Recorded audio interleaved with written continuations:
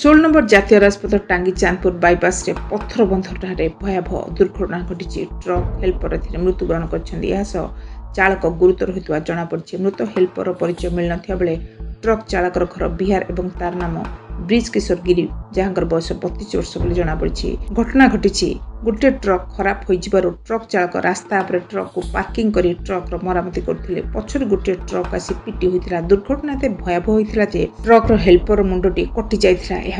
Truck चालकर गोड़ दुईटी संपूर्ण नष्ट हो जाए। खबर पाई टांगी अग्निशम बाहिनी गुरुतर ट्रक चालक को उद्धार कर चांदपुर बसंत मंजरी स्वास्थ्य निवास में भर्ती करपटे। खबर पाई टांगी थाना पुलिस घटनास्थल पहुंची तदंत आरंभ कर ट्रक दुईटी विशाखापट्टनम कटक अभिमुखे जाते।